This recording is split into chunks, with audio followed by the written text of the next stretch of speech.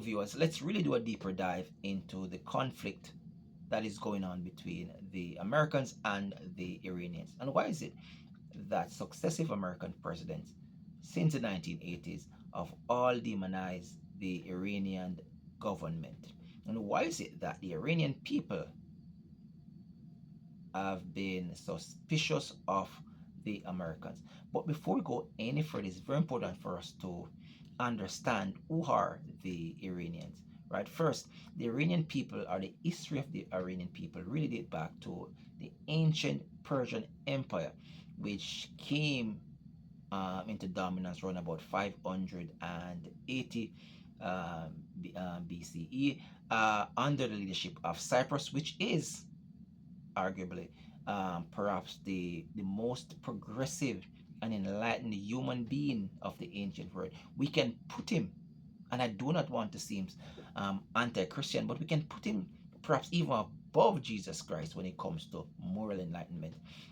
For example, the first Charter of Human Rights was established by Cyprus the Great.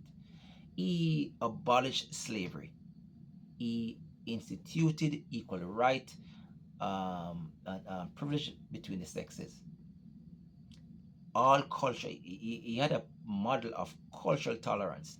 The Jewish people who were exiled by the Babylonians were encouraged to go back to Jerusalem to rebuild their temple. In fact, Cyprus used the gold of the Iranian people in the reconstruction of the Jewish temple. Right, so it's really a progressive and just to put this into perspective, understand that 2,000 years ago, right, Jesus Christ was very silent on the issue of slavery. In fact, he used in an analogy the whole dynamics of master servant, right? Whereas before that, 500 or up to 600 years before Jesus Christ, this Persian Empire or emperor actually went far ahead and understood that the enslavement of human body was something immoral. It took the Europeans maybe 2,000 or over 2,000 years after to actually arrive at this point. Now, to understand the antagonism between America and Iran, it really dates back to a more modern period, and it dates back to the late 19th century. Now, round up at the close of the 19th century, the British Empire, which controlled perhaps over 25% of the world population at the time, understood that the future would be oil, that oil would become the new gold. No, British understood that they had no oil. There was a Dutch company or Dutch oil company. Also, the Americans had Shell as an oil company as well. So the British government understood that they need to engage now actively into exploration of oil. So a gentleman named Darcy was contracted to do exploration for oil, but he had no idea where to start. Then they understood that 1,000 years prior, the Muslims within the Middle East, streetlights were powered by oil. So they went to the Iranians and they agreed with the Iranians to actually explore the possibility of whether oil existed in Iran. Now in 1908, oil was discovered in Iran, which represented the first major discovery of oil anywhere on the planet Earth.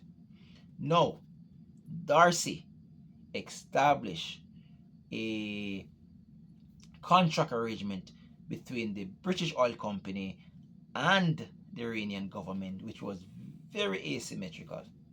In fact, the British Oil Company agreed to give only 16% of profit to the Iranian government while taking 84 for themselves. So the government of Iran continue with this kind of arrangement. Now in World War II, Britain and Russia invaded Iran, though Iran openly established a pledge of neutrality and didn't want to use their country as a supply route for the British or the Russian in their attack against Germany. Notwithstanding, Britain and Russia attacked Iran. One attacked from the British attacked from the southern part of Iran, whereas the Russian attacked from the northern part of Iran. Now, the Iranian people, or several of the Iranian people, weren't satisfied with this arrangement of they're giving away the oil to the Westerners. So in 1951, the Iranian Prime Minister became very agitated and decided to nationalize the oil in Iran.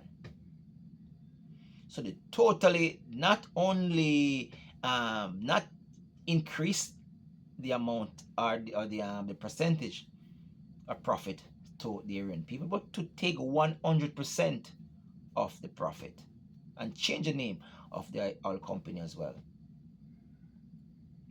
Now, what happened was that shortly after, the US government, using the CIA and partnering with the British MI16, supported a collapse of the government of Iran. So in 1953, the government, the prime minister of Iran was sacked. Instead, they have put in place a puppet leadership who was very strong and abusive tyrant, but served the interest of the Americans and the British. And for many years, the people of Iran was very hungry, very upset with the leadership of this new government, which they saw as a oppressive Western puppet. The US government supported this government. This government could not have done anything wrong. Human rights violation was rift, and the Americans were okay with it. And it led to a revolution in 1979. And that's when the Ayatollah came to power. Now, understanding the role the Americans, the British, the Russian played in the destabilization of Iran, these clerical leadership really came to power and continue a strong anti-American stance. So from then, many US government, understanding they can no longer control the oil in Iran, started to impose sanctions on Iran and demonizing Iran, because somewhere within the psyche of the Westerners, they have a God-given right to the resources of everybody on this planet. And the extent to which you defy them, you are now labeled a terrorist. And every ounce of the military complex and the economic sanction will be used to slow or stop the growth and rise of these people. Iran has never been truly a threat to neither Israel or America. Iran doesn't oppress or invade its neighbor. In fact, in 1981, it was Iraq, supported by the American, who invaded Iran. So when we look in the conflict, a section of the conflict has its root in the religious competition for global influence.